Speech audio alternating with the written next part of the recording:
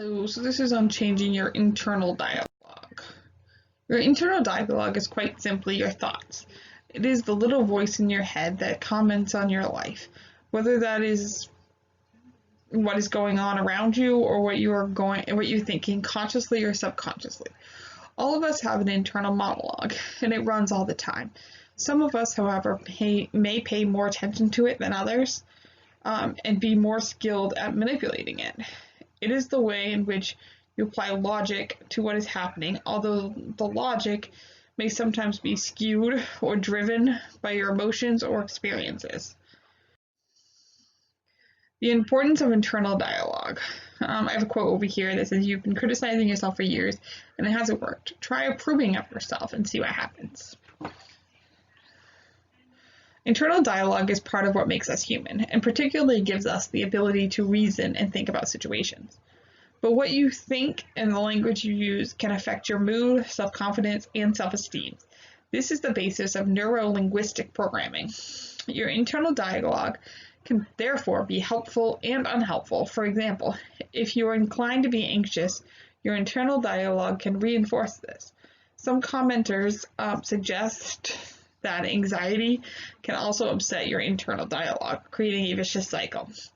Just as smiling makes you feel happy, being exposed to negative language and unhappy thoughts can have an effect on your mood. This includes in your internal dialogue. If it tends towards beating yourself up, being able to have a positive internal dialogue and look on the bright side can help you feel more positive and improve your mood. All this combines to suggest that learning to manage your internal dialogue is likely to be important for both mental well-being and potentially success in life. So managing your internal dialogue. Once again, I have another quote. It says, "It's not what you say out of your mouth that determines your life.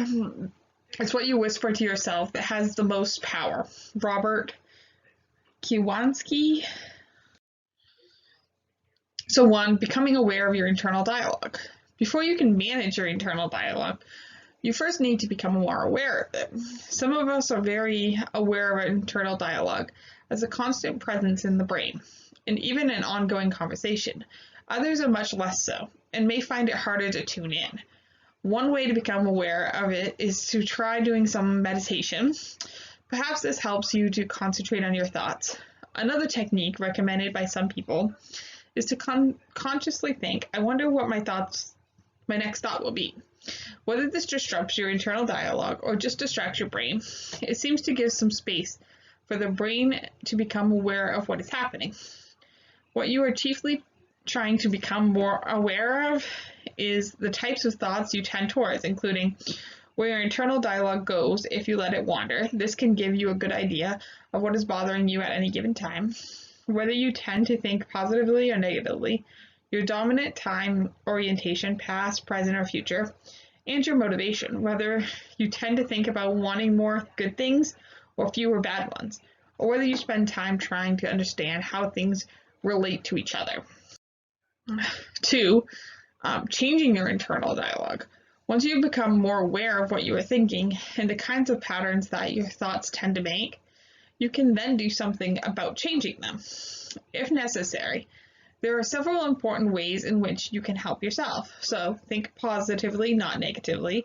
It is easy to fall into the trap of beating yourself up internally and criticizing yourself all the time.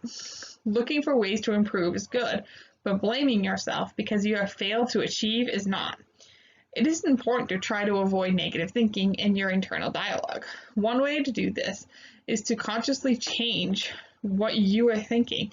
If you hear yourself thinking something negative, focus on something positive instead.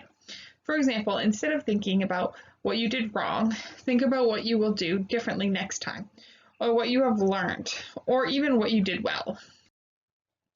Also, you need to try to live in the present. Your internal dialogue often tends to focus on the past, what might have been, and the future, what might be.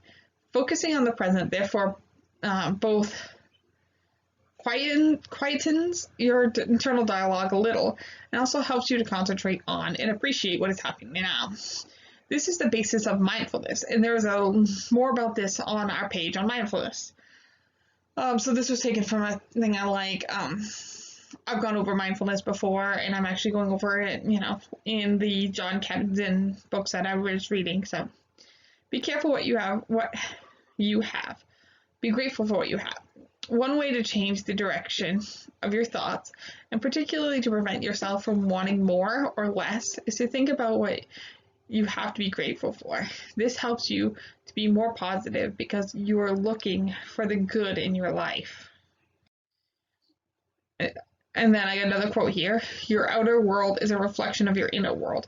To change your circumstances, you must start by changing your internal beliefs, attitudes, and emotions.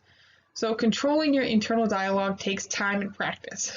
Like any other mental exercise or practice, it takes time to learn how to listen to and then control your internal dialogue. At first, you'll probably find it difficult. The more you practice, however, the easier it will get. Although you will still have times where you struggle. This is completely normal. It is, however, important not to make it worse by beating yourself up because you have failed to manage your thoughts. Instead, just chalk it up to experience and move on. Next time will be easier. So that's it for this video. Thank you for listening.